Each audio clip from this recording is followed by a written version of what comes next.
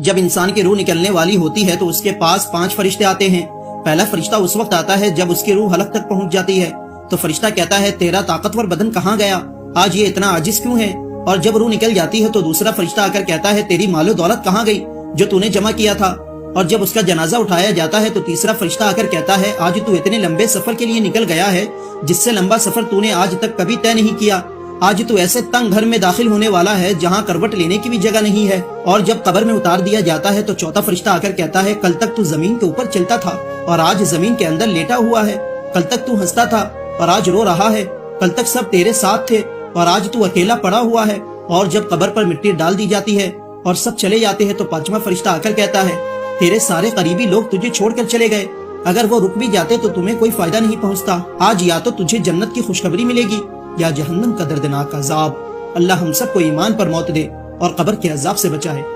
جب حضرت موسیٰ علیہ السلام حضرت یوسف علیہ السلام کا تابوت تلاش کر رہے تھے جس میں حضرت یوسف علیہ السلام کا جسم مبارک تھا جن کو لوگوں نے تابوت میں کر کے سمندر میں دفن کر دیا تھا، تو 400 سال کے بعد حضرت موسیٰ علیہ السلام اس تابوت کو نکال کر ان کے آباء و اجداد کے پاس دفن کرنا چاہا جو کہ حضرت یوسف علیہ السلام کی چاہت تھی، تو کسی کو بھی پتہ نہیں تھا کہ وہ تابوت کہاں پر ہے، صرف ایک بڑھیا کو پتا تھا جس کا نام شارہ تھا۔ اس نے کہا حضرت موسیٰ علیہ السلام سے کہ میں آپ کو ایک شرط پر بتاؤں گی، پہلی شرط تو یہ ہے کہ میں بوڑھی سے جوان ہو جاؤں، تو حضرت موسیٰ علیہ السلام نے کہا منظور ہے۔ پھر بولی میری دوسری شرط یہ ہے کہ جنت میں آپ کے ساتھ رہوں، تو وہی آئی اس شرط کو بھی مان لو، تو حضرت موسیٰ علیہ السلام نے مان لیا۔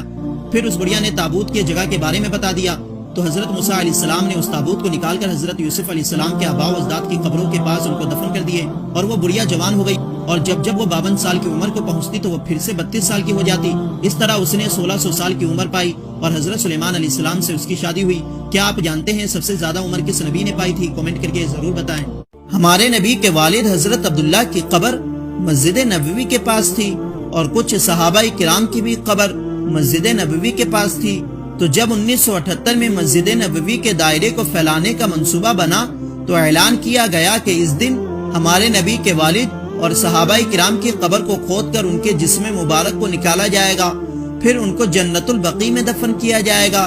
یہ اعلان ہوتے ہی پوری دنیا کے لوگ اس منظر کو دیکھنے کے لیے پہنچے، تو جب ہمارے نبی کے والد حضرت عبداللہ کو قبر سے نکالا گیا تو سبحان اللہ پوری دنیا کے لوگوں نے دیکھا کہ کفن تک میلا نہیں ہوا، ایسا لگ رہا تھا کہ آج ہی دفن کیا گیا ہے، اور صحابہ کرام کا بھی جسم مبارک اور کفن بالکل صحیح سلامت تھا، اور قبر کھولتے ہی پوری جگہ خوشبو سے مہکنے لگی۔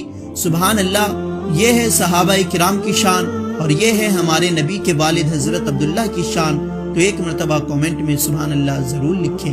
دیکھ سکتے ہیں جب یہ شخص نماز پڑھ رہا ہوتا ہے تو اسی وقت کھڑکی اس پر گر جاتی ہے، مگر اس سے نماز پڑھنے والے کو کوئی فرق نہیں پڑتا، کیونکہ جب ایمان مضبوط ہوتا ہے تو دنیا کی کوئی طاقت کوئی ڈر اسے ڈرا نہیں سکتا۔